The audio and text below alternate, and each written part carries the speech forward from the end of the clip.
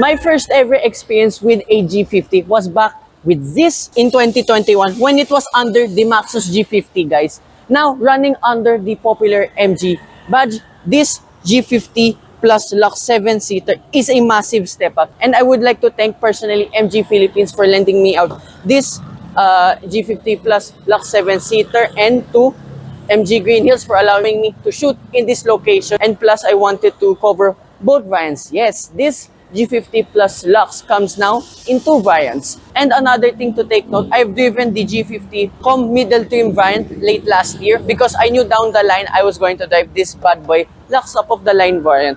And this now has a lot more add-ons now than usual.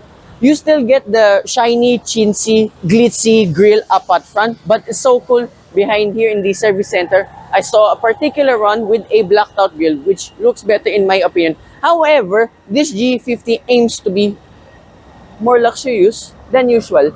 You have a ground clearance of 230 millimeters, which is evident because parked beside with the rest of the MG lineup, this is much taller than the rest.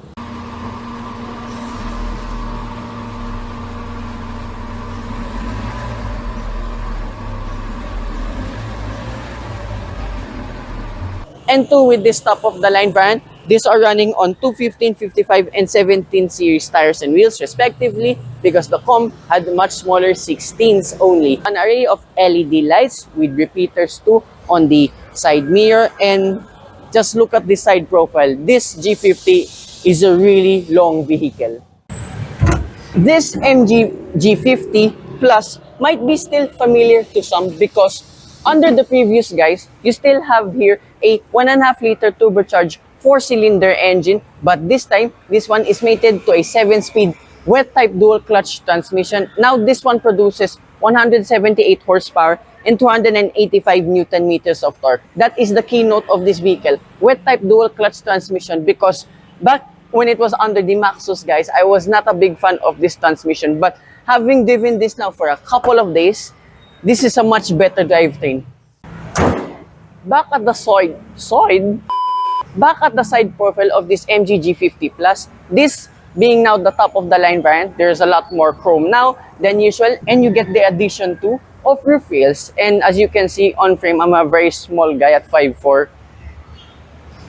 Yeah, when you buy this vehicle, you have to watch out for the length of this vehicle. However, this is still very much easy to drive. Why am I standing like this? Here at the rear of this MG G50 Plus, the design is pretty simple and okay for me. It's not the type of design of MG that's in your face, like the one beside me, an MG X Power or an MG Cyberster.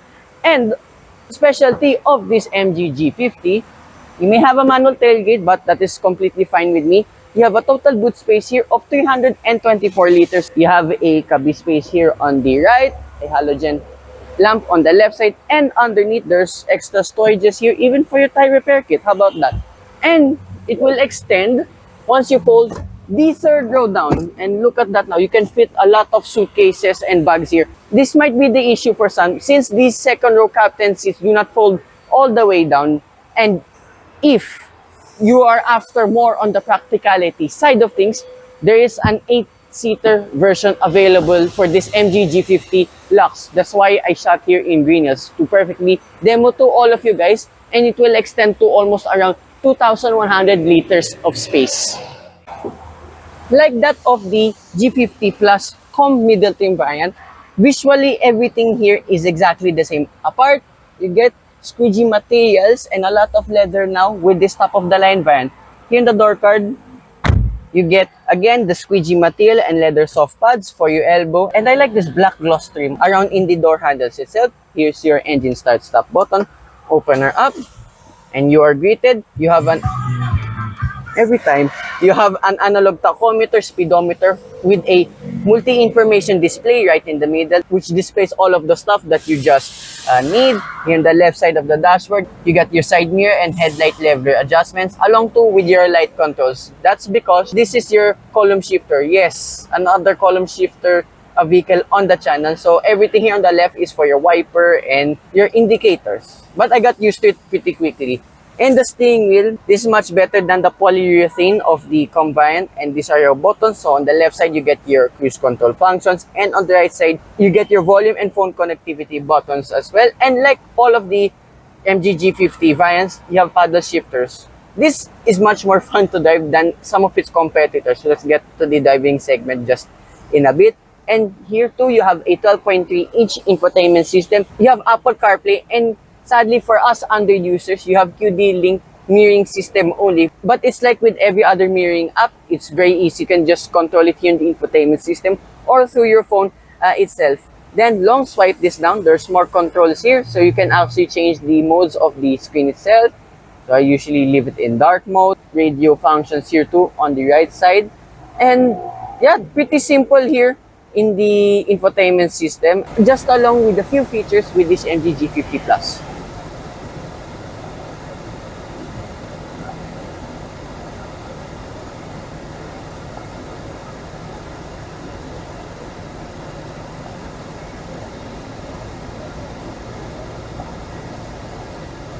And despite to being a top-of-the-line variant, so you have a reverse camera with dynamic guidelines only. And the resolution of it is really good. And to the extent, it's even better to some of the Japanese brands out there. And further down, you get two air conditioning vents and your capacitive touches for your climate control. Thank goodness, it's so easy. It's not buried here in the infotainment system. And here in the center console, you get two Type-A USB ports, a 12-volt socket, an extra cubby space, a placement for your phone, two cup holders, electronic parking brake, auto hold button, and your electronic stability control. Yes, this part may be all gloss black, but I wasn't touching it that much because everything's already set here with the gear stock itself. An extra cubby space over here, and you get a split type center console box. Look how deep it is. It's almost sucking my entire arm already. And glove box. It may be small, but it makes up for it. You have the MG case for your manual. I really like this. I would buy an MG alone because of this thing. And now, this being the LUX top-of-the-line variant, you get leather seats all around. It's very soft to sit in, and one of the more comfortable MPVs that I've tried out so far. Up above here, you get your halogen lights. Sun visor, you get a ticket clip holder. Sadly, there's no vanity mirror on either side. And it won't extend.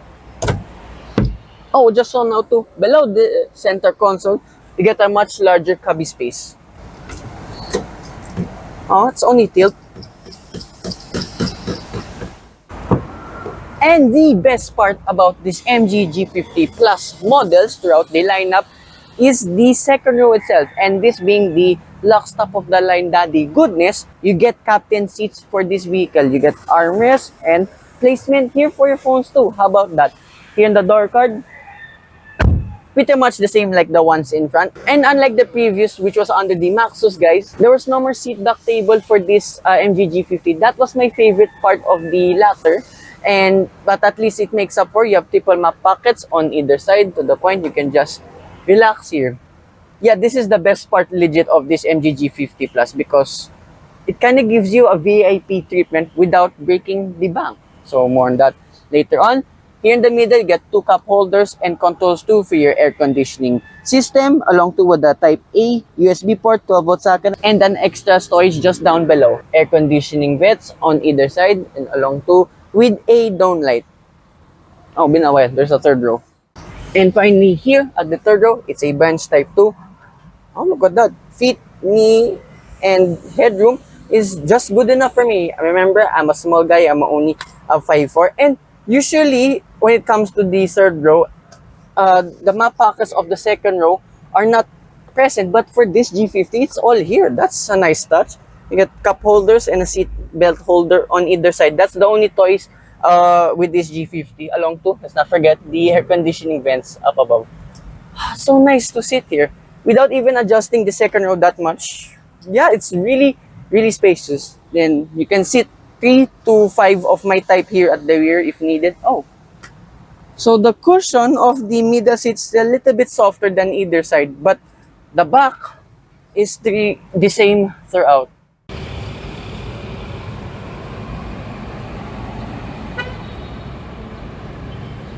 Having driven the MG G50 Plus for more than a week now, this MG surpassed all of my expectations.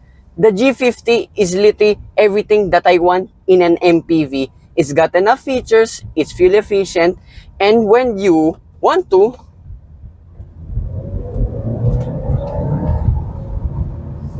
it's got some push, well, pull, since this is a front-wheel drive vehicle. Besides the amazing practicality, this is one of the more comfortable MPVs around, to the point the suspension is too soft, but it can be a good thing too, as I will now demonstrate. Because in case you have VIPs or a lot of passengers, they're going to have a great time during road trips. As for the handling, the steering feel is very tight, but the turning circle is pretty tight for a vehicle this long. Look, 4 lanes, I didn't have to do a 3-point turn anymore.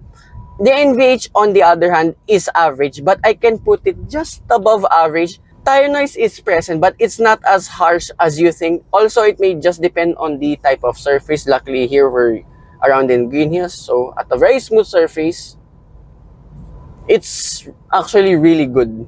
On the highway though, I'm impressed. There's not much wind noise since you have a sloping front end, and the engine is quiet since it has a lot of gears to go through. Like here at around 60 kilometers per hour. Well, even though there's no indication on what gear I am during automatic mode, it's still a very quiet experience in the cabin. At first, I was a bit sketchy with the fuel economy of this G50 Plus when I watched some of the reviews about this vehicle, and I am glad to be proven wrong, because at first I was unsure for a vehicle this powerful, this long, and somewhat having a bit of weight too. The worst fuel economy I got around in the city, heavy EDSA traffic around EDSA, 7.8 kilometers per liter. That is not bad whatsoever. And on better days, you can do 8 to 11 kilometers per liter, and on the highway, you can do 13 to 14 kilometers per liter, which are very impressive numbers for a car this powerful, and while carrying 7 or even 8 people on board. And the best bit about this MG G50 Plus LUX van, remember we are in the 7-seater van. That means we get captain seats for the second row. This is such a nice experience. Of course, the ride remains the same throughout, and you get, I cannot help it, like a VIP experience here without breaking the bank too much. And like my case, as I said during my driving impressions, it's such a nice place here throughout the cabin. And to make things a little bit better, if you want to carry more passengers than usual, you can easily sit here too in the third row. And as I mentioned earlier during the tour, you have air conditioning vents throughout the entirety of the cabin, even up to the third row. And what I like to at the rear, as we went through our famous bump test, that remained comfortable throughout, even all the way at the rear. And at 1,288,888 pesos, this overall is one of the better value MPVs on the market today. And it's a more compelling choice since this is available in both 7 and 8-seater configurations for the same price. And that concludes my review of this MG G50 Plus LUX 7-seater and 8-seater models. Again, I'd like to thank MG Philippines so much for lending me out this vehicle, and hopefully we will have more MG lendouts on the channel. And of course, thanks as always to Aiden1011 who chauffeured me for today. Again, hope you guys like and subscribe, and I will see you with more future MG content on the channel. Bye-bye.